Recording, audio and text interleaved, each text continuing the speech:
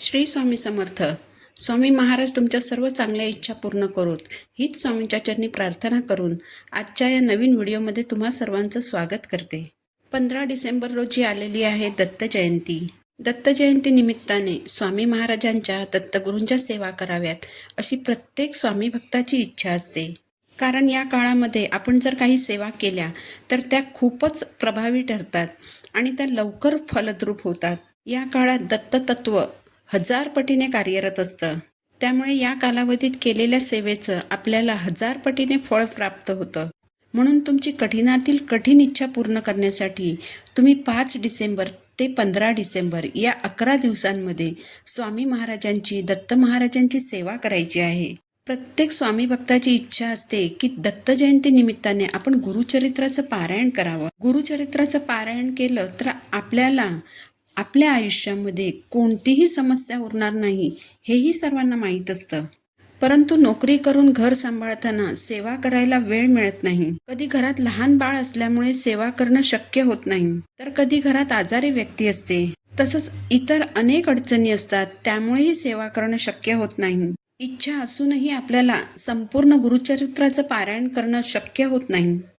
तर दत्त जयंती निमित्ताने आपल्याला दत्तगुरूंची अशी एक सेवा करायची आहे ज्यामुळे आपल्या इच्छा पूर्ण होतील, आपल्या घरात सुख समृद्धी एकोपा नांदेल. 5 डिसेंबर ते 15 डिसेंबर या 11 दिवसांच्या कालावधीत आपल्याला गुरुचरित्र या ग्रंथातील एक अध्याय पठण करायचं आहे. आपल्याला गुरुचरित्रातील 9व्या अध्यायाचं पठण करायचं आहे. दत्त जयंतीपर्यंत जर आपण या एका अध्यायाचं पठण केलं तर आपल्या सर्व शुभकामना गुरुकृपेने पूर्ण होतात. आता बऱ्याच जणांना असंही वाटेल की खरंच या एका अध्यायाच्या पठणाने आपल्या इच्छा पूर्ण होतील का? कारण बरेच जण असे असतात की खूप सेवा करूनही त्यांची इच्छा पूर्ण होत नाही. मग त्यांना असं वाटतं की आपण एवढ्या सेवा करून काय उपयोग, आपल्यावर संकट तर येतच आहेत. अशा वेळेस हे लक्षात ठेवायचं की या दुनियेचा नियमच आहे की जसे कर्म कराल तसेच फळ मिळेल. आणि आपल्यावर जे संकट येतं ते म्हणजे आपल्या पूर्वसंचिताचं फळ असतं. आपल्यावर येणारी संकट हे आपल्या कर्माचे भोग असतात आणि भोग तर परमेश्वरालाही चुकलेले नाहीत. तर आपल्यासारख्या पामरांची त्यातून कशी सुटका होईल? पण जर तुम्ही भक्ती मार्गात असाल तर तुमच्यावर येणाऱ्या संकटांची तीव्रता कमी होते. तुमच्यावर येणारं संकट हे कधी कधी तुम्हाला स्पर्श करून निघून जातं, तर कधी कधी जिथे हात जाणार असतो तिथे बोटावर निभावतं. कारण भक्तीच्या मार्गात असताना जेव्हा तुमच्यावर संकट येतं तेव्हा त्या संकटाचा जेवढा भार तुम्ही पेलू शकता किंवा जेवढं संकट पेलण्याची तुमची ताकद असते तेवढंच संकट स्वामी तुमच्यावर येऊ देतात आणि संकटाचा जो उरलेला भार असतो तो स्वामी स्वतःवर घेतात. पण हे संकेत समजून घेण्यासाठी आपल्याला भक्तीच्या मार्गात असावं लागतं. स्वामींवर आपली दृढ भक्ती आणि अतूट विश्वास असावा लागतो. कारण आपण स्वामी महाराजांची दत्त महाराजांची जेवढी सेवा करतो त्या बदल्यात स्वामी महाराज दत्त महाराज आपल्याला काही ना काही देतच असतात. जर आपली एखादी इच्छा पूर्ण झाली नाही किंवा एखादी गोष्ट आपल्याला नाही मिळाली तर त्यावेळेस हे समजून घ्यायला हवं की ती वस्तू किंवा ती गोष्ट आपल्यासाठी चांगली नव्हती किंवा आपल्या पुढील आयुष्यात आपल्यासाठी ते चांगलं ठरणार नसेल म्हणून स्वामीने ते आपल्याला दिलेलं नाही, किंवा त्यापेक्षाही काहीतरी खूप चांगलं तुमच्या पुढील आयुष्यात स्वामी महाराज तुम्हाला देणार आहेत. त्यामुळे कधीही स्वामींवरील विश्वास तुटू देऊ नका. स्वामी महाराज दत्त महाराज तुमच्या सर्व इच्छा नक्की पूर्ण करतील. फक्त स्वामींवर विश्वास ठेवा. यासाठी आपल्याला गुरुचरित्रातील 9व्या अध्यायाचं पठण करायचं आहे. एका परिटाने केलेल्या सेवेने प्रसन्न होऊन दत्तगुरूंनी त्याला राजवैभव कसे प्राप्त करून दिले याचे वर्णन 9व्या अध्यायात केले आहे. या अध्यायाच्या पठणाने भौतिक सुखांची प्राप्ती होते. या अध्यायाचं पठण कोण करू शकतं? तर या अध्यायाचं पठण कोणीही स्त्री अथवा पुरुष अथवा मुलं मुली या अध्यायाचं पठण करू शकतात. हा अध्याय पठण करताना कोणतीही पूजा मांडणी करण्याची आवश्यकता नाही. परंतु तुमच्या देवघरात श्री दत्तगुरू किंवा स्वामी महाराजांची मूर्ती अथवा फोटो असणं आवश्यक आहे. ही सेवा तुम्ही संकल्पयुक्त करू शकता किंवा संकल्प न करताही करू शकता. संकल्पयुक्त सेवा करणार असाल तर सर्वप्रथम संकल्प करायचा आहे एक नारळ आणि खडीसाखर घेऊन स्वामी महाराजांच्या केंद्रात किंवा मठात जायचं आहे. किंवा मग तुमच्या जवळपास दत्तगुरूंचं मंदिर असेल तर तिथे तुम्ही जाऊ शकता. मंदिरात गेल्यावर नारळ आणि खडीसाखर दत्तगुरूंच्या चरणी अर्पण करायचं.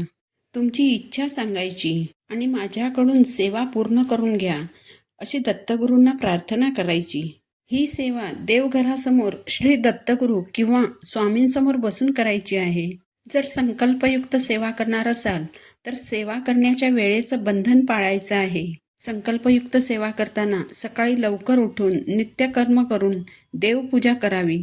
त्यानंतर दत्तगुरू अथवा स्वामी महाराजांसमोर आसन घेऊन बसावं. स्वामींना मुजरा करावा, आपली समस्या सांगावी आणि 9व्या अध्यायाच्या पठणाला सुरुवात करावी. ही सेवा करताना नियम कोणते पाळायचे आहेत ते जाणून घेऊया. या सेवेचा सर्वात महत्त्वपूर्ण नियम म्हणजे मांसाहार पूर्णपणे वर्ज्य करायचा आहे. याबरोबरच मद्यपान देखील पूर्णपणे बंद करायचं आहे. मासिक पाळी अथवा सूतक आल्यास तेवढे दिवस सेवा बंद करावी. त्यानंतर सेवा पुन्हा चालू करावी. ही सेवा करताना शक्यतो परान्न घेणं टाळायचं आहे. श्री गुरुचरित्र या ग्रंथाचे वाचन करताना जे नियम पाळावे लागतात म्हणजे कांदा लसूण खाऊ नये, गादीवर झोपू नये, सोफ्यावर खुर्चीवर बसू नये, हे नियम या सेवेला लागू होत नाहीत. फक्त दुपारी 12 ते 12:30 या वेळेत या अध्यायाचं पठण करायचं नाही. जर आपण श्री दत्तगुरूंच्या चरणी अतूट विश्वास ठेवून श्रद्धापूर्वक अंतःकरणाने आणि एकाग्र चित्ताने या 9व्या अध्यायाचं पठण केलं तर बघा नक्कीच तुमचं आयुष्य एखाद्या राजासारखं होईल. आता ज्या महिला व पुरुषांना श्री गुरुचरित्र या ग्रंथाचं पठण करणं शक्य होत नसेल त्यांनी अत्यंत प्रभावी अशा गुरुपादुका अष्टकचं पठण करायचं आहे. गुरुपादुका अष्टक तुम्हाला जेव्हा वेळ मिळेल तेव्हा तुम्ही म्हणू शकता. सकाळी देखील म्हणू शकता किंवा संध्याकाळी देखील ही सेवा तुम्ही केली तरी चालेल. ही सेवा करताना प्रथम संकल्प घ्यायचा आहे. त्यानंतर तुम्ही 11 दिवस ही सेवा करायची आहे. देवघरासमोर एक दिवा प्रज्वलित करायचा आणि त्यानंतर ही सेवा करायला सुरुवात करायची आहे. हे गुरुपादुका अष्टक अत्यंत साधे आणि सोपे आहे. ज्या संगतीनेच विराग झाला, मनोदरीचा जडभास गेला, साक्षात परमात्मा मज भेटविला, विसरू कसा मी गुरुपादुकाला. हे गुरुपादुका अष्टक तुम्ही 11 दिवस रोज 11 वेळा म्हणायचे आहे. या सेवेसाठी तुम्हाला फक्त 15 मिनिटं द्यायची आहेत. जर तुम्हाला पठण करणं शक्य नसेल तर तुम्ही मोबाईलवर देखील लावून श्रवण करू शकता. पण या गुरुपादुका अष्टकचं जर तुम्ही स्वतः पठण केलं तर ते तुम्हाला जास्त लाभदायी ठरतं. ही सेवा करताना या सेवेमध्ये आपल्याला खंड पडू द्यायचा नाही. म्हणजे एक दिवस सेवा केली आणि दुसऱ्या दिवशी सेवा केली नाही असं आपल्याला करायचं नाही. तर आपल्याला रोज 11 दिवस ही सेवा करायची आहे. तुम्ही नामस्मरण देखील करू शकता. नामस्मरण करत असताना 3 अगरबत्ती लावायच्या आहेत. ब्रह्मा, विष्णू, महेश यांचं प्रतीक म्हणून या 3 अगरबत्ती लावायच्या आहेत. त्यानंतर श्री गुरुदेव दत्त या मंत्राचा 108 वेळा जप करायचा आहे.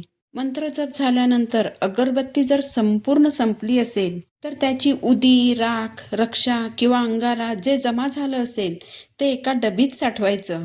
जर घरात एखादी आजारी व्यक्ती असेल किंवा एखादी घाबरणारी व्यक्ती असेल तर उदीची एक छोटी पुडी बनवून त्या व्यक्तीच्या उशीखाली ठेवा. थोडी रक्षा घरात 4ही बाजूंना फुका. घरातील सर्व व्यक्तींच्या कपाळाला लावा. मुठभर रक्षा तोंडात टाका. बघा तुमच्यावर आयुष्यात कधीही कोणतीही संकट येणार नाहीत. ही माहिती जर तुम्हाला आवडली असेल तर व्हिडिओला लाईक करा, चॅनलला सबस्क्राईब करा. पुन्हा भेटू नवीन व्हिडिओसोबत. श्री स्वामी समर्थ.